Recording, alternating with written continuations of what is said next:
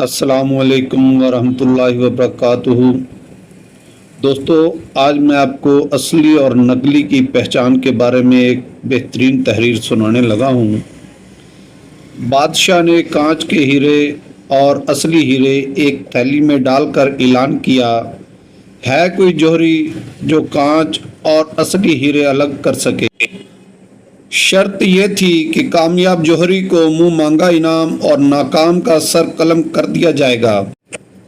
درجن بھر جوہری سر قلم کروا بیٹھے، کیونکہ کانچ کے نقلی ہیروں کو اس مہارت سے تراشا گیا تھا کہ اصلی کا گمان ہوتا تھا۔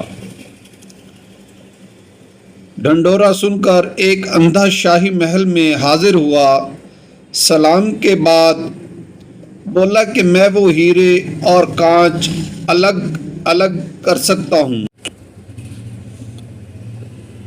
بادشاہ نے تمسخر اڑایا اور ناکامی کی صورت میں سر قلم کرنے کی شرط بتائی۔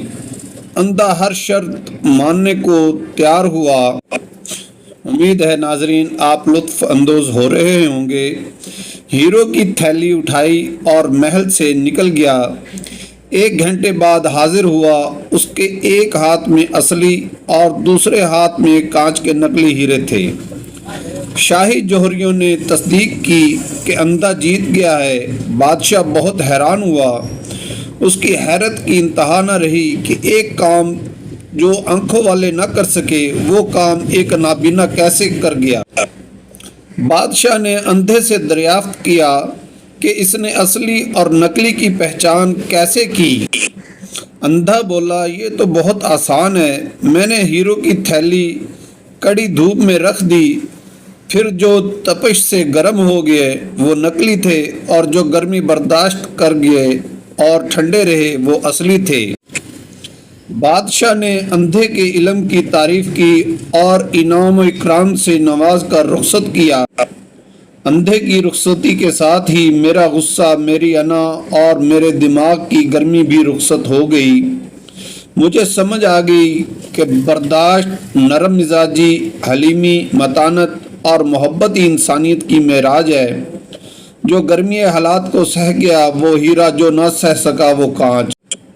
ناظرین، بانو قدسی آپا ناول راجہ گدھ میں لکھتی ہیں کہ جو دباؤ سہ جائے وہ ہیرا، جو نہ سہ سکے وہ کوئلہ۔ مجھے بابا نے بہت بڑی بات سمجھائی۔ میں جان گیا تھا کہ اصلی اور نقلی میں صرف برداشت اور سہ جانے کا فرق ہے۔ میں نے پوچھا، بابا انسان آخر کب تک برداشت کرے، کب تک لوگوں کے تانے سہے، کب تک اپنے غصے کو پیے؟ آخر برداشت کی کوئی حد ہوتی ہے۔ بابا مسکرایا اور بولا، بیٹا اس وقت تک سہنا ہے جب تک ہیرا نہ بن جاؤ۔ میں نے پوچھا، بابا اس کے بعد؟ بابا نے کہا، ہیرا بننے کے بعد ہیرے پر کوئی دباؤ، کوئی آگ اور کوئی تپش اثر نہیں کرتی۔ یہاں سے انسانیت کی معراج کا سفر شروع ہوتا ہے۔ اللہ تعالی ہم سب کو انسان بننے اور دوسروں کے لیے آسانیاں کرنے کی توفیق عطا فرمائے، آمین۔ درود پاک پڑھ لیں صلی اللہ علیہ وآلہ وسلم۔ چینل کو سبسکرائب کر دیں، شکریہ۔